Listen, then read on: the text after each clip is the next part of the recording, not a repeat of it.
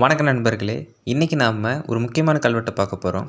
பரமேஸ்வரம் மங்கலத்தில் உள்ள நிருபதுங்கவர்மனுடைய கல்வெட்டு. இது எங்கே இருக்குன்னா, காஞ்சிபுரம் மாவட்டம் செய்யூர் அருகில் பரமேஸ்வரம் மங்கலம். இந்த கோவிலோட அமைப்பே ரொம்ப அழகாக இருக்கும். அங்கே இருக்கக்கூடிய கைலாசநாதர் கோவிலில் பலகை கல் ஒன்றில் ஒன்று, அது ஒரு சின்ன கல்வெட்டு, ஒரு பலகை கல்லில் தான் இருக்குது. அதில் பல்லவ மன்னன் நிருபதுங்கவர்மன், அதாவது கடைசி 3 மன்னர்களில் ஒரு மன்னன் தான் இந்த நிருபதுங்கவர்மன். 3ஆம் நந்திவர்மனுக்கு அப்புறம் வந்தவர். 15, 16ஆம் ஆட்சியாண்டு கல்வெட்டு காணப்படுது. தமிழ் மற்றும் கிரந்த எழுத்துக்களால் எழுதப்பட்டிருக்கு. இறைவனை இந்த கல்வெட்டில் என்ன சொல்லியிருக்காங்கன்னா, பரமேஸ்வர மங்கலத்து சைலேஸ்வரத்து மகாதேவர்னு சொல்கிறாங்க. இந்த சைலேஸ்வரம்ங்கிறத ஒருவேளை கைலாசத்தை தான் அப்படி கொடுக்குதான்னு எனக்கு சரியாக தெரியல. ரொம்ப வித்தியாசமான பேராக இருக்குது. சைலேஸ்வரத்து மகாதேவர் அப்படிங்கிறது கொடுத்துருக்காங்க. சரி, இப்போ நம்ம கல்வெட்டு பார்க்கலாம். இதுதான் கல்வெட்டு. ஸ்வஸ்தி ஸ்ரீ நிருபதுங்கவர்மருக்கு யாண்டு 16வது பரமேஸ்வரம் மங்கலத்து சைலேஸ்வரத்து மகாதேவருக்கு மத்தியாகன, அதாவது மத்தியானம்ங்கிறத அப்படி கொடுத்துருக்காங்க.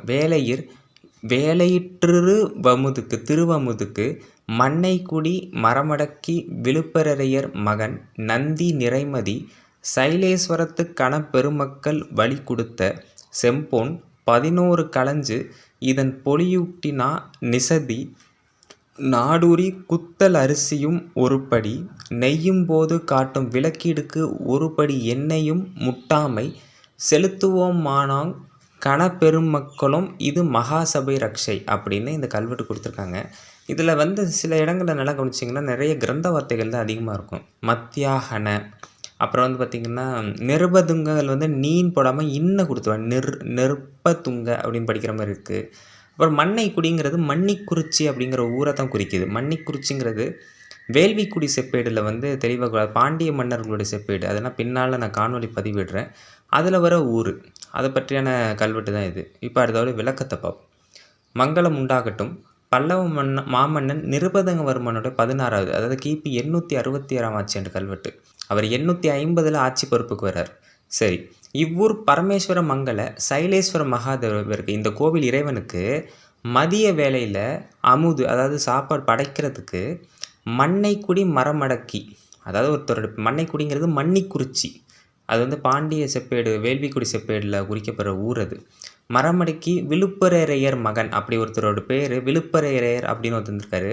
அவருடைய மகன் நந்தி நிறைமதி அப்படிங்கிறவர் இந்த ஊர் சைலேஸ்வரத்து பெரும் சபை மக்கள், அந்த ஊர் சபை மக்கள்கிட்ட 11 களஞ்சு பொன், 11 களஞ்சு பொன்னா 59.4 கிராம் தங்கத்தை கொடுத்து அமுது படைக்க சொல்லியிருக்கார். படைக்க சொல்லி அந்த பொண்ணுலேருந்து வரக்கூடிய லாபத்துலேருந்து தினந்தோறும் ஒரு படி குத்தல் அரிசியும் ஒரு படி நெய்யும் மற்றும் விளக்கரிப்பதற்கு ஒரு பிடி எண்ணெயும் செலுத்துங்க அப்படி சொல்லியிருக்காங்க. யார் சொல்லியிருக்கா? அந்த விழுப்பரையரோட மகன் நந்தி நிறைமதி சொல்லியிருக்கான். அதாவது கொடுக்குற பொன் 59.4 கிராம் தங்கம் படைக்கிறதுக்கு கொடுத்து அதுலேருந்து வரக்கூடிய முதலை நீங்கள் கோவிலுக்கு மற்ற ஒரு பிடி குத்தல் அரிசிக்கும் ஒரு பிடி நெய்யுக்கும் மற்றும் விளக்கரிப்பதற்கு ஒரு பிடி நெய்யும் செலுத்துங்க அப்படின்னு சொல்லியிருக்காரு. அதை சபையினர் ஏற்று சிவப்பணியாளர்கள் காப்பாங்க அப்படிங்கிறது அந்த கல்வெட்டு. சரி, பல்லவ மன்னனாகிய 2ஆம் நந்திவர்மனது படைத்தலைவன் உதயசந்திரன், இதை நீங்கள் நல்லா தெரிஞ்சுக்கிட்டிங்கன்னா 760 காலகட்டத்தில் இந்த வேள்விக்குடி செப்பேடு குறிப்பிட்ட போர் நடந்தது. பல்லவ மன்னன் 2ஆம் நந்திவர்மன், அதாவது 3ஆம் நந்திவர்மனுக்கெல்லாம் முன்னாடி இருந்த மன்னன், படைத்தலைவன் பேர் உதயசந்திரன். அதான் இப்போ இருக்கிற நான் சொன்ன அந்த மன்னைக்குடியில் பாண்டிய சேனையினை வென்றதாக குறிப்பிடப்பட்டார். அதை வச்சு பார்க்கும்போது இந்த வேள்விக்குடி செப்பேடு இந்த மன்னைக்குடிங்கிறது மன்னிக்குறிச்சியை தான் குறிக்குது. அதாவது 1ஆம் ராஜசிம்ம பாண்டியன் பகைவர்களை வென்றதாக குறிப்பிடப்பட்டுள்ளது. அதனால் இந்த மன்னைக்குடி மரமடக்கி என்பதை கொண்டு இந்த விழுப்பரையர்னு ஒருத்தரை சொன்னோம் பார்த்தீங்களா, அவருடைய முன்னோர் அதாவது விழுப்பரையரோட முன்னோர் அந்த போரில் பங்கேற்றிருக்கலாம் அப்படின்னு தென்னிந்திய கல்வெட்டு தொகுப்பு நமக்கு தெளிவாக சொல்லி, நான் எடுத்ததை இதுலேருந்து தான் எடுத்தேன், கல்வெட்டு தொகுப்புலேருந்து தான் எடுத்தேன். இது ரொம்ப முக்கியமான ஒரு கல்வெட்டு. இந்த தகவல் எல்லாருக்கும் பகிருங்க. மறக்காமல் லைக் பண்ணுங்கள், ஷேர் பண்ணுங்கள், சப்ஸ்கிரைப் பண்ணுவேன். எல்லாருக்கும் நன்றி.